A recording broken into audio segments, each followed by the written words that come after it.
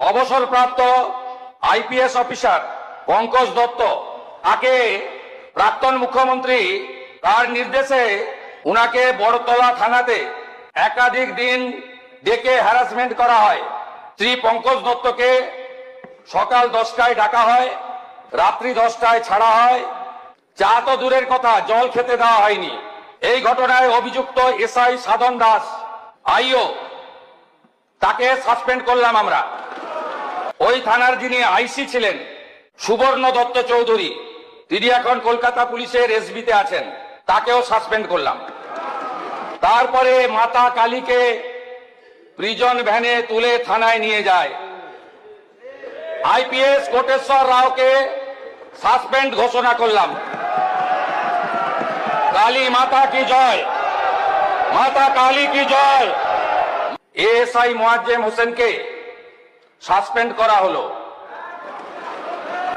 তার বিরুদ্ধে এফআইআর এর নির্দেশ দেওয়া হচ্ছে এবং প্রয়োজন হলে আরো কঠোর ব্যবস্থা নেওয়া হবে। লাঠি চালানোর এবং সনাতন ধর্ম সম্পর্কে অপশব্দ প্রয়োগের জন্য ইন্সপেক্টর অমলেন্দু বিশ্বাসকে সাসপেন্ড করা হলো। আপনারা জানেন যে বিগত, বিশেষ করে 21 থেকে 26 বিগত সরকারের সময়ে বিভিন্ন জায়গায় পুলিশকে অপব্যবহার, অপপ্রয়োগ করা হয়েছে এবং কোথাও কোথাও সনাতন ধর্ম যারা মানেন তাদের আস্থার উপরেও আঘাত করা হয়েছে। আমি 5টি ক্ষেত্রে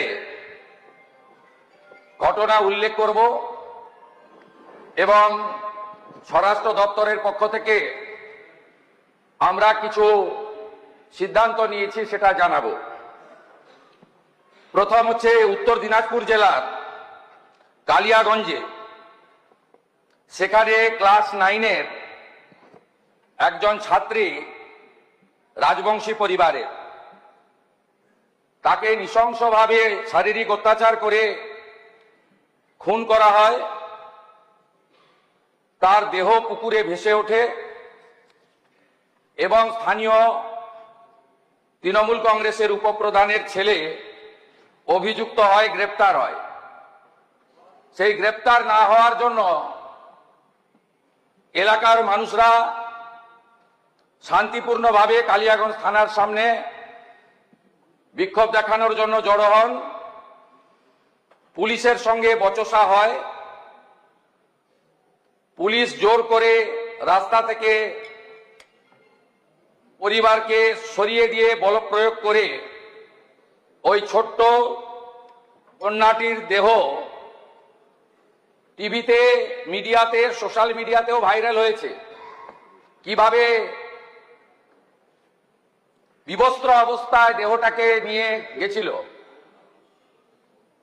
এই আন্দোলনকারীদের বিরুদ্ধে পুলিশি ধরপাকড় চলে। একজন রাজবংশী যুবক, নাম তার মৃত্যুঞ্জয় বর্মন, তিনি শিলিগুড়িতে একটি অস্থায়ী কাজ করতেন। তার বাড়িতে তিনি এসেছিলেন গ্রামে একটি বিবাহ অনুষ্ঠানে যোগ দিতে। উনার জ্যাঠামশাই আন্দোলনে গেছিল, তাকে গ্রেপ্তার করার জন্য পুলিশের টিম পৌঁছায় রাত্রি 2টোয়। উনার জ্যাঠামশাইকে না পেয়ে মৃত্যুঞ্জয় বর্মন দরজা খোলে। কালিয়াগঞ্জ থানার এএসআই মোয়াজ্জেম হোসেন, তিনি সরাসরি বুকে গুলি করে মৃত্যুঞ্জয় বর্মনকে খুন করেন। বিগত রাজ্য সরকার কোনো ক্ষতিপূরণ দেয়নি। আমি তৎকালীন বিরোধী দলনেতা ছিলাম, অ্যাটেন্ডেন্ট পেতাম। আমি মৃত্যুঞ্জয় বর্মনের স্ত্রীকে অ্যাটেন্ডেন্টে কাজ দিই, পরবর্তীকালে পার্মানেন্ট হয়ে যায় 12 মাস পরে। আমরা ক্ষমতায় আসার পরে এর প্রাথমিক তদন্ত করেছি। এএসআই মোয়াজ্জেম হোসেনকে সাসপেন্ড করা হলো। তার বিরুদ্ধে এফআইআর এর নির্দেশ দেওয়া হচ্ছে এবং প্রয়োজন হলে আরো কঠোর ব্যবস্থা নেওয়া হবে। মহোদয়, অবসরপ্রাপ্ত আইপিএস অফিসার পঙ্কজ দত্ত, তাকে প্রাক্তন মুখ্যমন্ত্রী, যিনি এখন এই সদনের সদস্য নন তাই নাম বলছি না, 11 থেকে 26 মুখ্যমন্ত্রী ছিলেন, দুবার আমার কাছে হেরেছেন, একবার ভবানীপুরে আরেকবার নন্দীগ্রামে। তার নির্দেশে উনাকে বড়তলা থানাতে একাধিক দিন ডেকে হ্যারাসমেন্ট করা হয়। উনি একটি লেকচার দিতে গেছিলেন, ভাষণ দিতে বেনারসে। তার আগে তিনি 2/4/2025, তার আগে 3/7, অনেকগুলো ডেট আছে, শ্রী পঙ্কজ দত্তকে সকাল 10টায় ডাকা হয়, রাত্রি 10টায় ছাড়া হয়। চা তো দূরের কথা, জল খেতে দেওয়া হয়নি।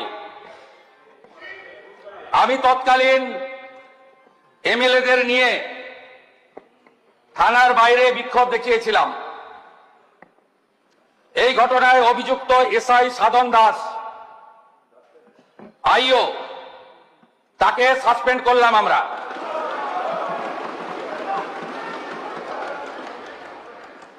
তৃতীয় ঘটনা, এর সাথে ওই থানার যিনি আইসি ছিলেন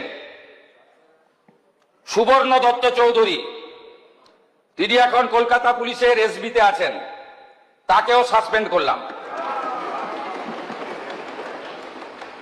কৃষ্ণনগরে ঐতিহ্যবাহী জগদ্ধাত্রী পুজো,